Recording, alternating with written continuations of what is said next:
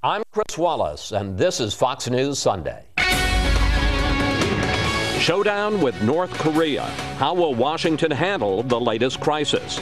And how should the U.S. bring terror detainees to justice? We'll get the latest on foreign and domestic flashpoints from two leading senators, Republican Lindsey Graham and Democrat Claire McCaskill. Then, the president talks Turkey this week with congressional leaders of both parties.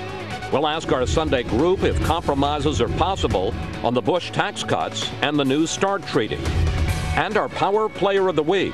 How about this for a Christmas present? All right now on Fox News Sunday. And hello again from Fox News in Washington. We are headed into a big week here in the nation's capital. The growing confrontation with North Korea, a presidential summit with the new congressional leaders, and the Debt Commission finishes its work. Joining us to discuss it all are two key senators. From his home state of South Carolina, Republican Lindsey Graham, and from her home state of Missouri, Democrat Claire McCaskill. And senators, welcome back to Fox News Sunday. Thank you. Thanks, Chris. Let's start with Korea. The U.S. and South Korea began naval exercises today in the Yellow Sea, ignoring protests from both North Korea and China. You are both members of the Senate Armed Services Committee. How should the U.S. deal with the growing threat of North Korea, from North Korea, and how should we respond to China's new call for emergency talks? Senator Graham, why don't you start? Well, number one, you go forward with the exercises. You don't flinch. You know, this is a very unstable regime who stays in power through fear and intimidation, and there'll come a day where the people in North Korea are so frustrated they will act. But what I worry about is South Korea. I worry about this democracy that we support in South Korea. How much more will they take? China has a chance to change the future of the Korean Peninsula. I'm looking at China to step up their game against North Korea and try to bring them in the fold of a peaceful nation. So I think we should push China hard and keep the sanctions on North Korea. Senator McCaskill, really the same questions to you. How should we deal with North Korea? And you know, China plays this game where they say, oh, let's have these talks, but they never really put any pressure on North Korea. Right. Is it time to give up, Senator McCaskill, on China ever restraining the regime in Pyongyang? No, I don't think so. I mean, China obviously borders on this country, and I think China calling for a resuming of the six-party talks is important. Typically, we've been, wanting six-party talks, and China has not been as enthusiastic. So I think that's a good sign. I agree with Lindsey. We need to continue the exercises. We need to take a very strong stand. This is brazen, and it's belligerent, and it's something that I believe that all of those six countries, all of the people in the six-party talks need to get to work on, including Russia, I might add, which is why the START treaty is also important here. Well, that brings me into my next subject, which is kind of complicated, but WikiLeaks, the WikiLeaks website, is expected to engage in another massive document dump, this time of State Department cables, within the next 24 hours. Senator Graham, there is speculation that among the classified documents that are going to be released are embarrassing assessments of Russian leaders, possibly secrets from negotiations with the Russians on arms control. Really, two questions. One, what do you make of this latest WikiLeaks document dump? And secondly, what impact could it, if it does have this kind of information about the Russians and arms control negotiations, what information could it have, impact could it have on ratification of the START treaty? Well, one, leaking the material is deplorable. I agree with the Pentagon's assessment that the people at WikiLeaks could have blood on their hands. How it affects START negotiations, I really don't know. I do know this, that it would be good for the United States and Russia to enter into the START treaty if it is a good treaty. The question for me, are we sure, are we absolutely certain that we can proceed with missile defense development apart from the START treaty? It is my belief that you cannot allow the START treaty to interfere with the missile defense of this nation. We are at risk here from Iran, North Korea, and other actors. I don't know what the cables may say, but it's just we're at war. I mean, the world is getting dangerous by the day, and people who do this are low on the food chain as far as I'm concerned. If you can prosecute them, let's try. Well, you talk about missile defense. I mean, yes, there is some language in the preamble, which is non-binding, but the administration says that doesn't in any way bind the U.S., and you had all these Republican wise men like Henry Kissinger and former Secretary of State Baker come and say that they think START's important. Why doesn't that persuade you? Well, John Kyle is a wise man, and he has brought up a very good point. The preamble to the START treaty negotiated with Ellen Tauscher and the Russians indicates that the Russians could withdraw from the treaty if we develop the fourth stage of missile defense. Here's a simple question. Are the Russians looking at that preamble as a provision that prevents us from developing strategic missile defense systems? If it's going to be interpreted by the Russians that way, I need to know before I vote. If the Russians say that they will withdraw from the treaty if we develop strategic missile defense systems, I need to know that. If they say that doesn't mean that, then I think we're a lot closer to the treaty being enacted. Senator McCaskill, I got, I guess, the two questions for you. One about the WikiLeaks dump, and secondly about the new START treaty. Well, you know, Lindsey's right. The people who are leaking these documents need to do a gut check about their patriotism. And I think they're enjoying the attention they're getting, but frankly, it's coming at a very high price in terms of protecting our men and women in uniform, national security. And I hope that we can figure out where this is coming from and go after them with the force of law. The second thing about the START treaty, you know, this is really amazing to me. And you know, Lindsey Graham is a responsible senator who doesn't play these games. But there's some game playing going on with the START treaty, and it's all about politics, and it's all about trying to damage the President of the United States. And this is a moment where we need to set that aside and look at what really this is. This is a treaty that's supported by our military. This is a treaty that's supported by our allies. This is a treaty that's supported by secretaries of state from both President Bushes, Henry Kissinger, Jim Baker, Colin Powell, along with almost every expert in the world in terms of keeping our nation safe from strategic nuclear weapons. We've now gone months without any verification of loose nukes. Look at Dick Lugar, who I think, instead of playing politics and hiding behind the skirts of John Kyle, I hope that the Republicans look at Richard Lugar, the ranking member of the Foreign Relations Committee, who has said unequivocally, we need to do this START treaty and look at what's going on in the world right now with North Korea, with Iran. And as Lindsey knows, our supply lines to our men and women in Afghanistan, this treaty is important because our relationship with Russia is important so we can move supplies to our men and women in Afghanistan. I just think it's time for us to do what we've always done in this country and do this in a bipartisan way. Senator Graham, real quickly, and then I got to move on to another subject. Well, here's the question. Does the preamble to the START treaty allow the Russians to opt out of the treaty if we develop the fourth stage of missile defense as our Pentagon has said they want to do? Absolutely not. The preamble is not binding. Everyone knows it's not binding. There's all kinds of posturing that goes on around these treaties. The Russians say... First of all, we absolutely went to NATO after this treaty had been inked, and all of our allies signed the agreement to continue with missile defense. I can't find anybody in any document anywhere that's saying that there's somehow that preamble has any impact. We are moving ahead with the missile defense. With all due respect, we're not going to solve this here. Guys, if I can move on to another subject, because I know this is something particularly you, Senator Graham, want to talk about, and that's about terror detainees and how we handle them. Senator Graham, we had Secretary of State Clinton on Fox News Sunday last week, and despite the fact that Ahmed Gilani, the alleged co-conspirator, well, I guess he's now been convicted in the case of the bombings of the U.S. embassies in Africa, although he was convicted on one count, he was acquitted on all the other 284 counts. Despite all of that, here's what Secretary Clinton said last week about the handling of terror detainees in federal civilian trials. Let's watch. When you look at the success record in civilian courts of convicting, sentencing, detaining in maximum security prisons by the civilian courts, it surpasses what yet has been accomplished in the military commissions. Senator Graham, what do you make of Secretary Clinton's argument, and are you going to take action? I know you have an amendment out there. Are you going to take action to block civilian trials, especially of the 9/11 co-conspirators?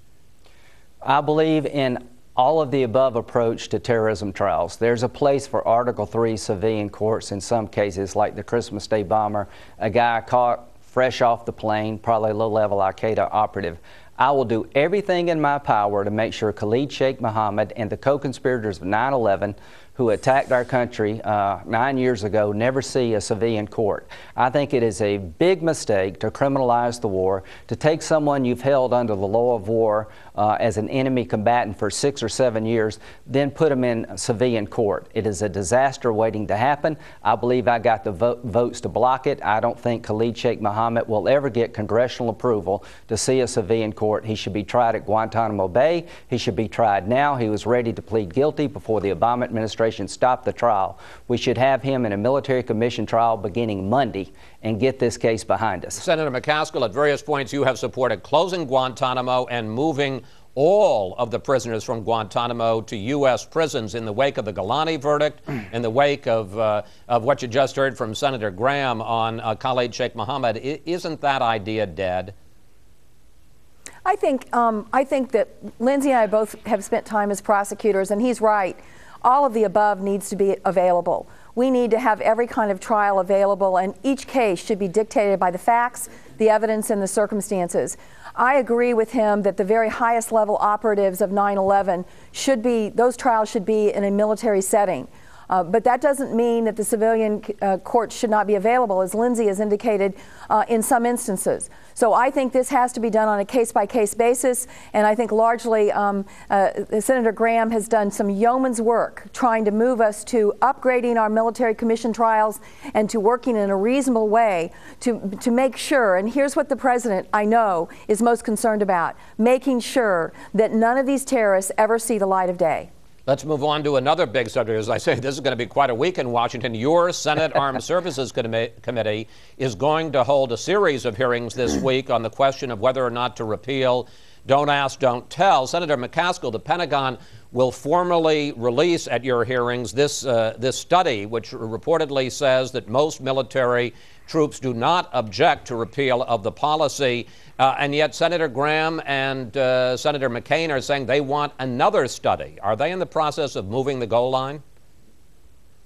Well, I don't know. I do know this, that gay members of the military have served for decades, and there hasn't been a problem with our military being the finest in the world. The question is, can they serve with integrity?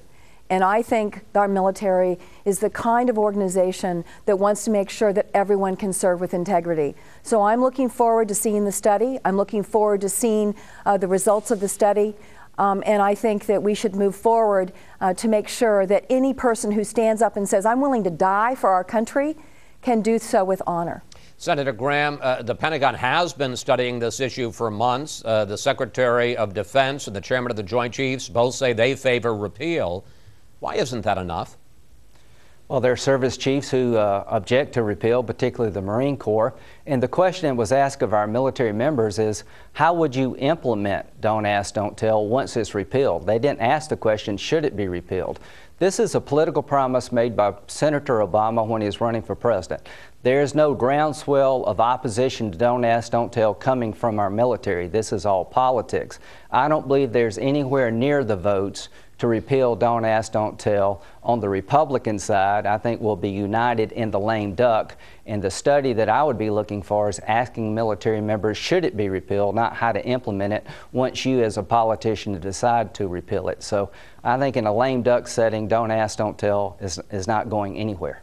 Let's turn to domestic politics. The president is going to be meeting with congressional leaders of both parties on Tuesday at the White House. This is the first meeting since the midterm elections, and they're going to discuss a number of issues. Let's go through a couple of them. Senator McCaskill, would you support a temporary extension for several years of the Bush tax cuts, both for the middle class and for those making more than $250,000 a year?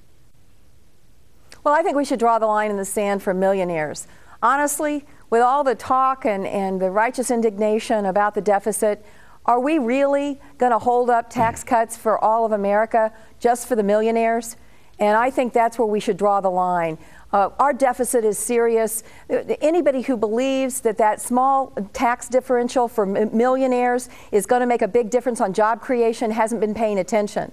There's many things we can do that's much more stimulative to the economy than taking care of the millionaires. And by the way, we've done a net tax cut of $300 billion in the last 18 months, most focused on the middle class and small businesses, and that's where we need to keep our focus. So let me just make sure real quickly I understand what you're saying is that you would back off the idea of making the cutoff point $250,000. You say extend the Bush tax cuts for everyone who's making less than $1 million a year.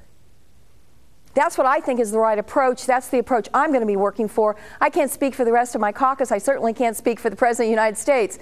But I think it is ridiculous with the deficit looming that we could actually be held hostage, the middle class could be held hostage by trying to give tax cuts to families, frankly, like mine and others, that the last thing in the world that 3% differential is going to mean is more jobs. Senator Graham? I'm not going to vote to increase taxes on anybody in America, millionaires included. We're in a very weak economy. If you want to make it weaker, raise taxes on anybody is a bad idea. There will be bipartisan support in the lame duck to extend all the tax cuts for 2 or 3 years, and I think that vote will be had before the end of the year. And if the president doesn't support that, I think he's running a risk of making the economy weaker at a time where he could help make it stronger through bipartisan support by Democrats and Republicans to extend all the tax cuts and stop playing class warfare. Let's get the economy going. All right. Meanwhile, the Debt Commission is going to finish its work this week. It has a December 1st deadline, and few people, Senator Graham, expect it to get the super majority, 14 out of the 18 votes of the members of the commission, to pass anything. Does that mean deficit reduction is dead? Well, I want to say something positive about Claire. She said some nice things about me. She's been working with Jeff Sessions to reduce spending, I think, to 2008 levels or freeze it to last year's budget, would save about $100 billion. I want to applaud her and Senator Sessions. The commission probably is dead. We're not going to have a national sales tax. No Republican's going to vote for that. But I'll make a challenge on your show to any Democrat, particularly my friend Claire. Let's see if we can do something about entitlements. The game really is entitlement reform. Let's see if we can come up with a way to increase the age for people under 55 who are about to, for Social Security Medicare purposes. Let's see if we can recalculate benefits for Social Security recipients and our income levels to save Social Security from bankruptcy. That's where the game's at. Let's see if we can do something next year on Social Security to save it from bankruptcy and get away from all this partisanship about the rich and the poor. We're all in this together in terms of Social Security. Senator McCaskill, would you accept benefit cuts, and that was certainly one of the things that the co-chairs agreed to, would you accept benefit cuts and entitlements? I think we need to look at means testing. I think we need to look for the next generation and the generation following. What is the appropriate age for retirement? Do we need to tweak that slightly, which is all we need to do, frankly, to make Social Security safe and secure for generations to come. And do we really need to be buying prescription drugs for billionaires in this country with tax dollars? Can we afford that? Can we afford that? I don't know. And so I think, Lindsey, if he's willing to sit down and talk about this, I'll be there, and I'll buy the coffee, and let's try to figure out a way that we can go forward that's politically responsible. But Senator Graham, let me ask you. Can I just add this one thing, Senator Graham, I'm going to give you an opportunity to respond, but I want you to add, because one of the other things, because you're talking about what Republicans particularly want to see, which is cuts in spending, but in its report, the Debt Commission also said, let's have a formula, 3-to-1, spending cuts to tax increases, and they were willing to, they said there have to be some revenue increases as part of this deal. Would you accept that? Well, when you look historically, when we raise taxes, the economy slows, and we don't get any more revenue. When we cut taxes, the economy grows, and we maintain the same amount of revenue, generally, whether or not we raise or lower taxes. So let's keep taxes low to create jobs. Here's what I would say to upper-income Americans like me, you, and Claire. Why should the government buy our prescription drugs? This is a way for people in the upper incomes to help their country become solvent without raising taxes, which kills jobs. Let's look at my benefits when I retire. I'm going to have a military retirement. I'm going to have a congressional retirement. I'm willing to give up some Social Security because we can't afford to pay pay me what's promised, I'm willing to do that, and I bet you and Claire would be too. That's a way to get upper income Americans to help solve our debt problems without raising taxes, which kills jobs. Okay, finally, I want to talk, and some would say we've already been doing this, but let's talk some pure politics. Senator McCaskill, you're up for re-election in 2012, and I don't have to tell you, Republicans say you're one of the most vulnerable Democratic senators. You're now touting your independence from President Obama, but looking back at your record over the last 2 years, you voted for the stimulus, you voted for health care reform, you voted for financial regulation. So where is your independence from this president and his agenda? I'm opposed to cap and trade. I voted against the omnibus. I voted against the second round on cash for clunkers. I voted against a number of in fact, I've voted against every omnibus bill. I voted against comprehensive immigration reform. There's a long list of things where I've separated. In fact, when he was a senator, he and I didn't always vote together. My record of independence stretches back, frankly, for a long time, and I've got to make sure Missourians know about that. I'm used to being an underdog. It's not an uncommon place to be if you're from Missouri in elections, and so I am anticipating being an underdog in this election, and that means I'm going to have to work twice as hard, which is okay with me. I mean, beyond these specific issues, is there a conceptual area in which you think this president is wrong? Well, I think that there have been I think, frankly, there has been not enough focus in terms of the job creation. At a point in time, we did the stimulus, we did what has been, by the way, wildly successful. The TARP, and especially, look what's happened with General Motors. We saved Made in America for domestic auto production. We saved thousands of jobs. We saved entire communities. Yeah, but my question is, where has he been? Where is the president wrong? Because of what we did with General Motors. I think that at the point in time that we did those big things, moving into healthcare at that particular time, I think was very difficult because the American people were just beginning to feel this economic slump. And they're going, wait a minute, you guys are arguing about a lot of policy that is complicated in healthcare, and I'm worried that my son just lost his job and is moving back in the house and I can't pay for my kids' college. I think that many of those things didn't get the focus they should have at that point in time. Senator Graham, you're safely not up for re-election until 2014, but I do want to ask you about the Tea Party. What role do you think they'll play over the next 2 years, and what do you think of this talk from some, to the degree that there are leaders in the Tea Party, who are now saying, let's get into social issues, not just fiscal issues? Well, I think every American should be involved in issues that matter to people, and the Tea Party can be hugely helpful. I talked to Ron Paul and Mike Lee about adjusting the age on entitlements and about recalculating benefits, and I was very pleased with the reception I had. So these are two new members of Congress that I think are serious about getting our fiscal house in order. If the Tea Party would get behind adjusting the age for Social Security and Medicare recipients in the future, recalculating benefits based on income, a means test, they would have done the country a great service. But from this discussion, the one thing I can tell you is not going to happen, the DREAM Act. She's talking about voting against comprehensive immigration reform. I support it done right, but if we bring up the DREAM Act and the lame duck, that's going nowhere, because why would you give legal citizenship to 2 million people without securing the border first? Senators, we're going to have to leave it there. I said we were going to give you a workout, and we did. We want to thank you both for giving us your insight into a number of issues you're facing here in Washington. Enjoy the rest of your holiday weekend. Thank you. Thank you. Up next, our